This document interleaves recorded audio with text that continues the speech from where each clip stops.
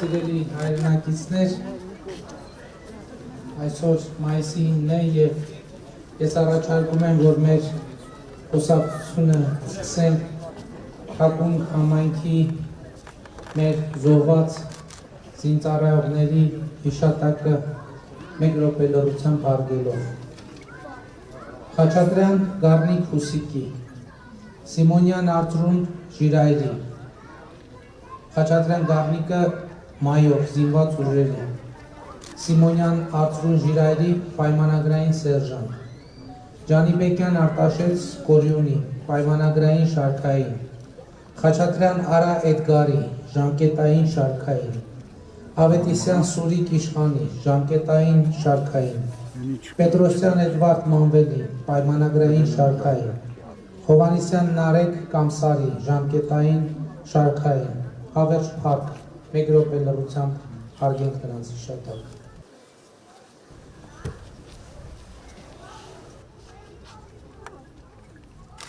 Շնորհակալ եմ։ Ժողովուրդ, պատերազմից հետո ես հեռուստաուղերձում մի անգամ ասացի, որ այո, ես կարծում եմ, որ մեր բանակը, մեր զինված ուժերը հերոսական կռիվ են տվել այս պատերազմի ընթացքում։ Եվ երբ որ օդում կախված հարց կա, բա ոնց երկրորդ բանակային կորպուսի օրինակը դրա ամենավառ օրինակն է, երբ որ երկրորդ բանակային կորպուսից մինչև ըստ էության 9-րդ պաշտպանական շրջան մեր բանակը ամուր պաշտպանական գիծը պահել է։ Եվ սա փաստ է, եւ մենք պետք է մեր սպաներին, զինվորներին, գեներալներին արժանին մատուցենք։ Եվ պետք է հասկանանք ինչն է պատճառը, որ այնուամենայնիվ 9-րդ պաշտպանական շրջանի ճեղքումը տեղի ունեցավ, որը ցավոք սրտի հետագայում չհաջողվեց կանգնեցնել։ Բայց այնուամենայն այստեղ մեր զինվորն է ներկա, մեր վիրավոր եղբայրը։ Կներես անունը չհարցրիկ ասես, մեր Կոլյանն է ներկա, այստեղ համոզված եմ էլի պատերազմի մասնակից մեր եղբայրներ կան ու մենք պետք է այսօր մեր ամենակարևոր անելիքը մեր պարտավորությունների կատարումն է մեր նահատակների եւ մեր երեխաների առաջ։ Եվ այդ պարտավորության կատարումը հետեւյալն է, մենք պետք է զարգացած եւ բարեկեցիկ երկիր ստեղծենք։ Հայաստանի Հանրապետությունը պետք է լինի իրոք զարգացած, իրոք բարեկեցիկ երկիր։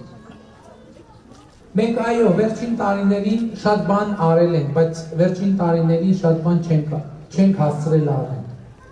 Ես գալիս եմ ճանապարհ ըստ էության միջև Վարդենից նորմալ վիճակում այնտեղ մի կտոր կար, որ դեռ կառուցված չէր։ Ես այսպես մտածում եմ, այո, մենք ճանապարհներ կառուցեցինք, բայց մենք միլիոնատեր չդարձանք։ Որովհետև մենք ճանապարհ կառուցում էինք ճանապարհ կառուցելու համար, մեր ճանապարհը չէինք կառուցում փող գողանալու համար։ Այո, մենք դպրոցներ կառուցեցինք, մենք մանկապարտեզներ կառուցեցինք, բայց մենք միլիոնատեր չդարձանք,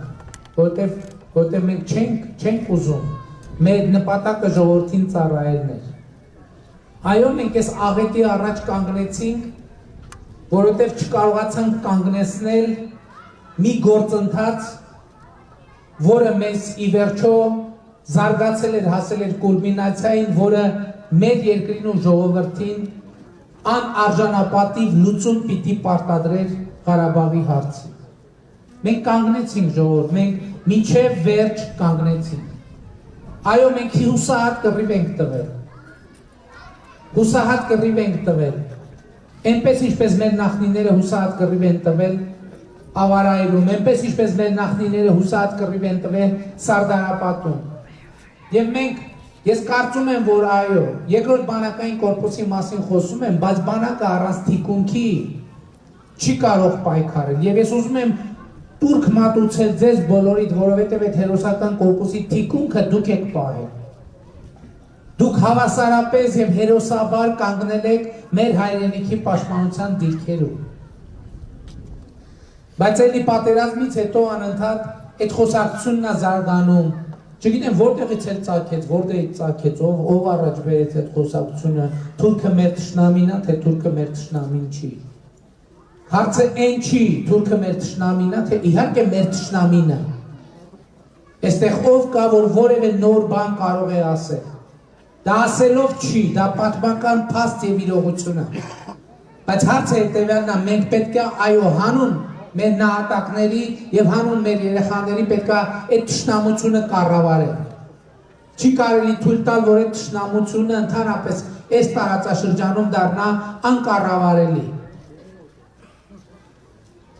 Եվ ես հույս ունեմ, որ ժողովուրդը այս գաղափարը կընդունի եւ կաջակցի։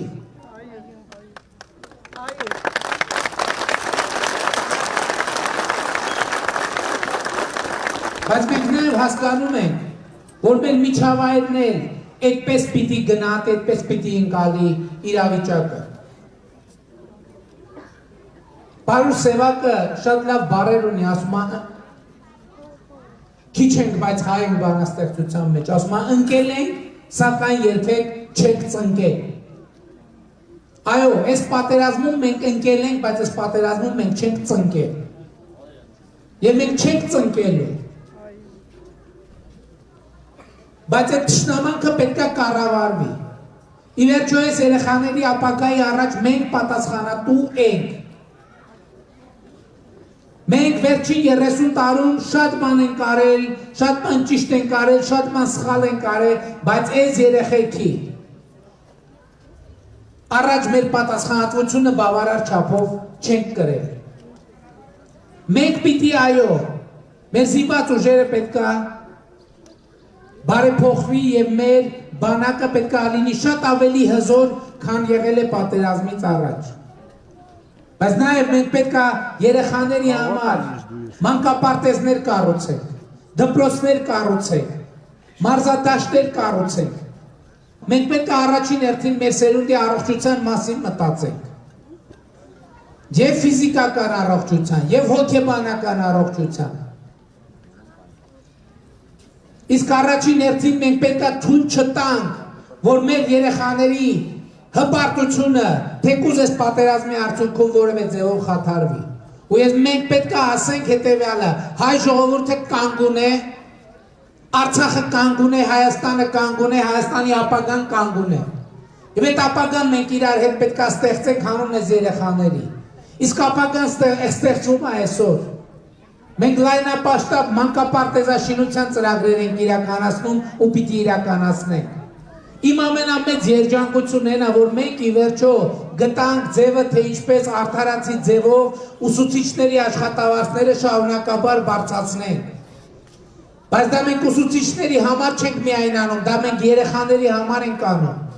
որ մենք համոզված լինենք, որ դասարան մտնող ուսուցիչը մեր երեխային տալու է լավագույն, ինքը իր մասնագիտական հմտությունները անընդհատ բարձրացնելու է։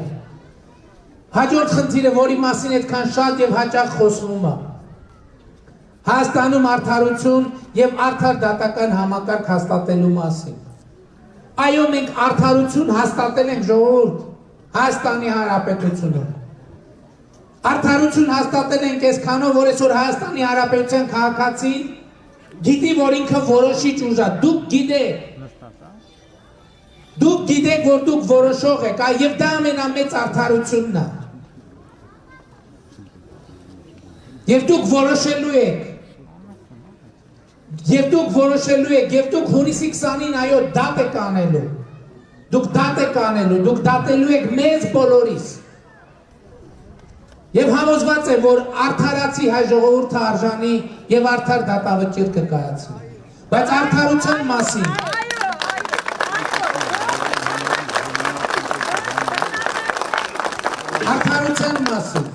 էլի ուզում եմ ասել, այսօր Հայաստանի Հանրապետության բանտերում պատմականորեն ամենակիչ մարդը կա, ամենակիչ մարդը։ Հայաստանի բանտերում երբեք ավելի քիչ մարդ չի եղել մեր երկրի պատմության ողջ ընթացքում։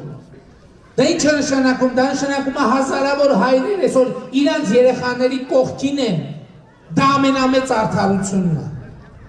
Դա նշանակում է, որ այսօր Հայաստանի բանտում ոչ մի արդար մարդ չկա, այսինքն բանտում միայն են մարդիկ են, ովքեր օրենքով արդարորեն պիտի այդտեղ գտնվեն, բայց մենք այդ մարդկանց էլ վերաբերվում ենք որպես մեր եղբայրների։ Երրորդ հանրապետության պատմության մեջ առաջին անգամ կալանավորը պետության տված հացը ուտում է, որովհետև պետությունը հաց է տալիս կալանավորին։ Որտեղ այսպիսին է քրիստոնյա ժողովուրդը եւ քրիստոնյա պետությունը եւ քրիստոնյա իշխանությունը։ Աստվածաշնչում այսպիսի մի խոսք կա, ասում է բանտում հիվանդ էի եւ չեկար ինձ տեսության, բանտում էի եւ չայցելեցիր ինձ։ Այսօր բանտում գտնվող ամեն մարդ տեսնում է, անկախ նրանից իր կատարած արարքի, որ պետությունը ամեն օր այցելում է իրան։ Եվ պետությունը հնարավորություն է տալիս, որ այդ մարդը վերադառնա բնականոն կյանքի։ Սա արդարություն է, սա մեծագույն արդարություն է։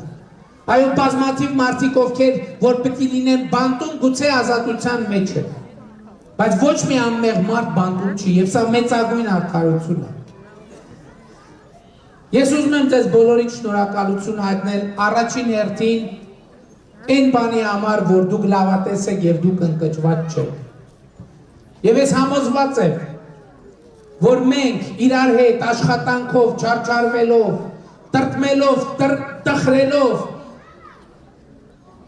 մենք մեր հայրենիքը շենացնելու ենք։ Մենք մեր տարածաշրջանում թշնամությունը կառավարելու ենք, թույլ չենք տալու, որ այդ թշնամությունը դառնա անկառավարելի։ Այո, մենք պետք է մեր երեխաների համար խաղաղ ապագա ապահովենք։ Բայց այդ խաղաղ ապագան չի կարող լինել անարժանապատիվ։ Մենք պետք է արժանապատիվ խաղաղություն ապահովենք, զարգացում ապահովենք, բարեկեցություն ապահովենք, եւ ես շնորհակալ եմ, որ դուք համաձայն եք այս մտքի հետ, որովհետեւ այս երեխաները պիտի ապրեն ազատ, հզոր եւ երջանիկ Հայաստանում։ Շնորհակալ եմ բոլորիցս։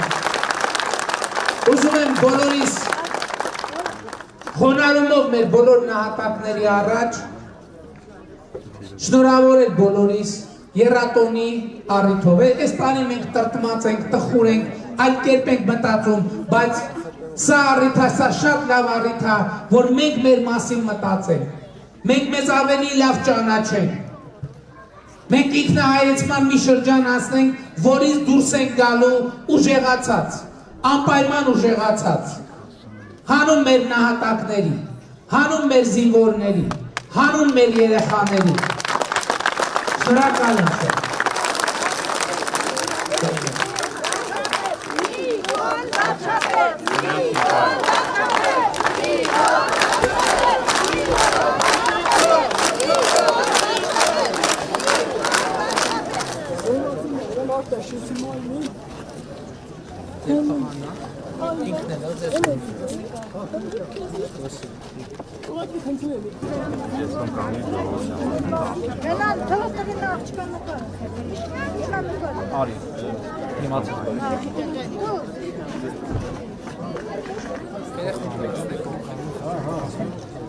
Ինչ մարզաձև, այս ինչ լավ հաջողություններն է, ինչ մարզաձև է, զասկ,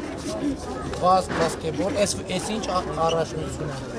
հայրենական մեծ պատերազմի հաղթանակի նվիրված, վազք մարզաձևի բաց մրցույթ, մասնակցելու է, քանի մետր։ Կարող եմ ասել, պարոն վարչապետ, միջոցառումը նվիրված է հայրենական մեծ պատերազմին, եռատոնի կապակցությամբ, վազքի մրցում էին կազմակերպել, բայց ընդհանրապես քիքբոքս մարզաձևն էին ներկայացնում, բայց տարբեր մրցաշարեր համայնքում կազմակերպում են։ Մարզիչն է։ Ես շատ համայնքի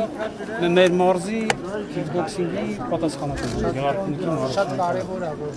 զբաղվեն սպորտով։ Մեր երեխեքը շատ լավ շատ ապրեք։ Ձեզանից շնորհակալ ենք, պարոն վարչապետ։